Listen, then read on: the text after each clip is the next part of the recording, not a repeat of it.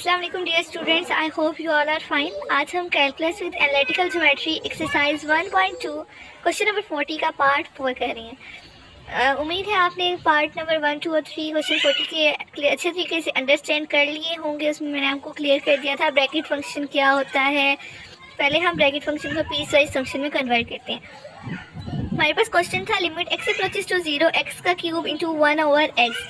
तो bracket function की definition के अकॉर्डिंग हमने इसको पीस वाइज फंक्शन में कन्वर्ट कर लिया है। पीस वाइज फंक्शन में ये हमने कन्वर्ट कर लिया। कन्वर्ट किस तरह से किए, जब हमारे पास लेस देन और लेस देन इक्वल्स टू का सिंबल हमने यूज़ किए और बीच में हमारा गिवन फंक्शन।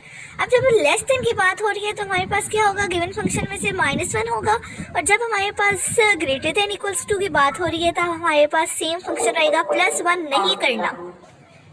क्योंकि आपने +1 इसलिए नहीं करना क्योंकि bracket function greatest integer value तो है but it's value shouldn't be greater than given function. ये आपको मैंने ब्रैकेट फंक्शन की डेफिनेशन में बताया था, तो इसलिए यहाँ पे हमने +1 नहीं किया।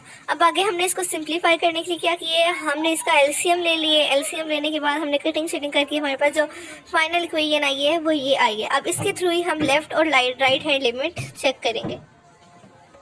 अब हमने इसके दो केसेस बना लिए हैं। केस 1 में हमने क्या किया है, जब हमारे पास 1x इज लेस देन 0 है, लेस देन है तो हम लेफ्ट हैंड लिमिट फाइंड करेंगे।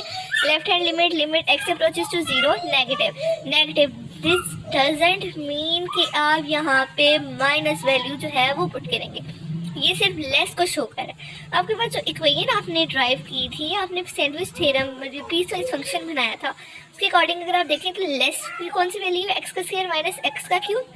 तो आपने यहाँ पे ले लिया फंक्शन x का स्क्वायर माइनस x का क्यूब। सिंपल आपने इसमें लिमिट पुट की, आपके पास 0 आंसर आ गया।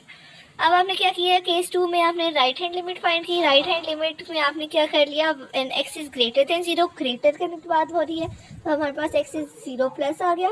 फंक्शन हमारे पास कौन सा आएगा, ग्रेटर का ये है, x का स्क्वायर ग्रेटर है तो हमने यहाँ पे x का स्क्वायर लिया और फंक्शन वैल्यू पुट की तो हमारे पास 0 आंसर आ गया। अब आपने एंड पे क्या करना है, हेंस हम सैंडविच थ्योरम के अकॉर्डिंग ये बात कह सकते हैं कि हमारे पास limit x approaches to 0 negative f of x equals to 0 आया और limit x approaches to 0 positive of x 0 आया। तो हेंस हमारे पास जो फाइनल लिमिट आई है डेट इज इक्वल्स टू 0। तो हमारे पास जो फाइनल आंसर है वो 0 है। ठीक है, होप तो आपने क्लियर अंडरस्टैंड कर दिया होगा। अगर अभी भी आपको कोई क्वेश्चन है तो आप कमेंट सेक्शन में ज़रूर करें, मैं आपको इंशाल्लाह ज़रूर आंसर करूँगी। अल्लाह हाफ़िज़।